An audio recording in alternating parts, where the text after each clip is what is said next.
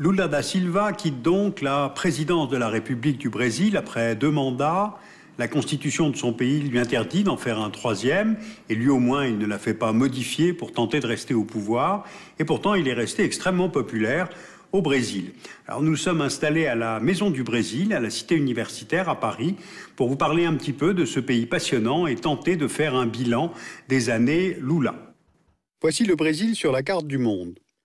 Avec 8,5 millions de kilomètres carrés, le pays occupe à lui seul la moitié de l'Amérique latine.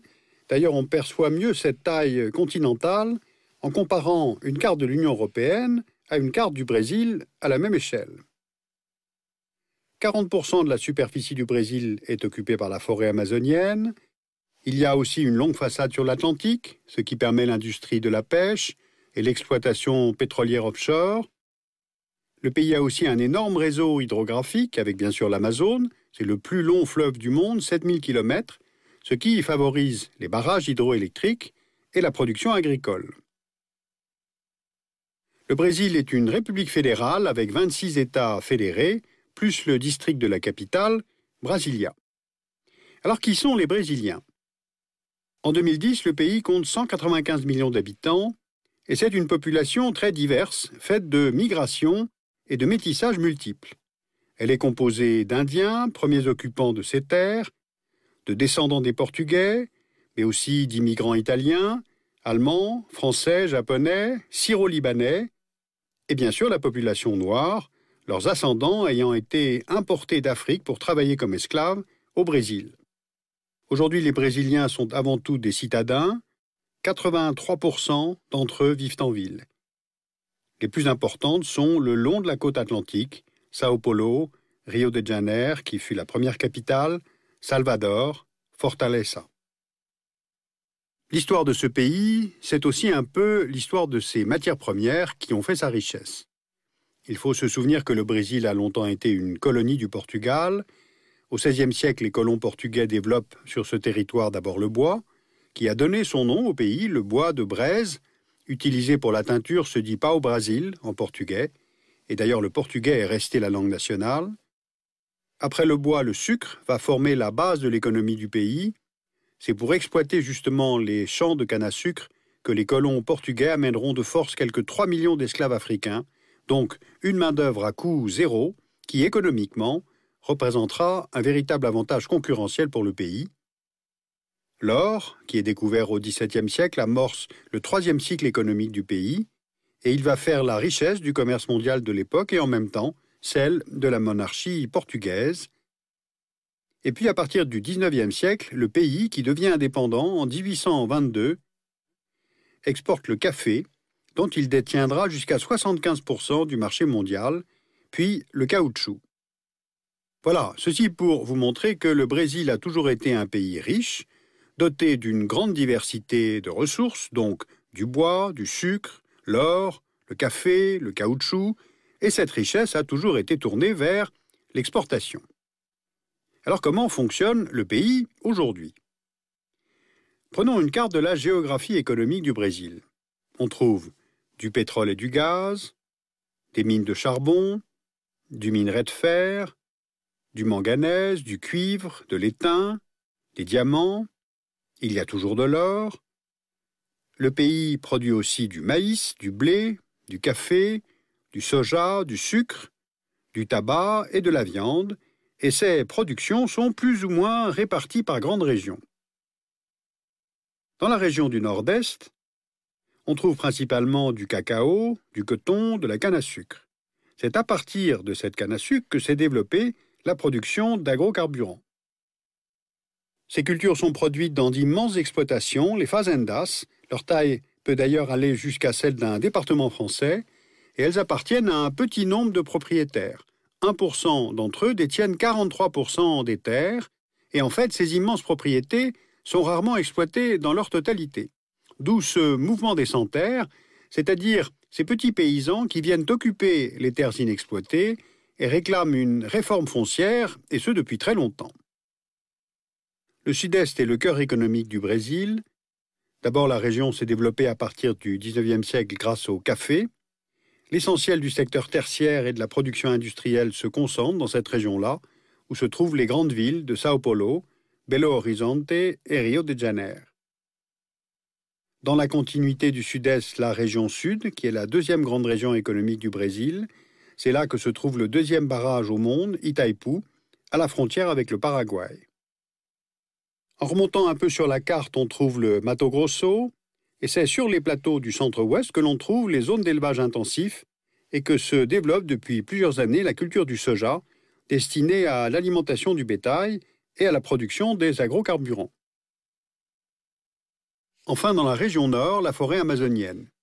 Sa mise en valeur a commencé dans les années 60 par l'ouverture de ce que l'on nomme les fronts pionniers, avec le percement de routes pour faciliter l'exploitation du bois et celle des ressources minières. On le voit, le Brésil est donc un géant géographique et économique, mais c'est seulement au cours de cette dernière décennie, c'est-à-dire pendant les 2 mandats de Lula, que le pays a vraiment pris une stature internationale. Le Brésil, désormais, est l'un des grands pays émergents, c'est l'un des BRIC, BRIC pour Brésil, Russie, Inde, Chine. Son économie est la 9e dans le classement mondial, si on considère le PIB exprimé en parité de pouvoir d'achat. Le Brésil est premier producteur au monde de café, de sucre de canne, d'orange, 2e pour le poulet, le tabac, le soja, 3e au monde pour la viande bovine. On le sait rarement, ce pays est aussi le premier constructeur au monde d'avions de petite et moyenne taille, avec la compagnie brésilienne Embraer.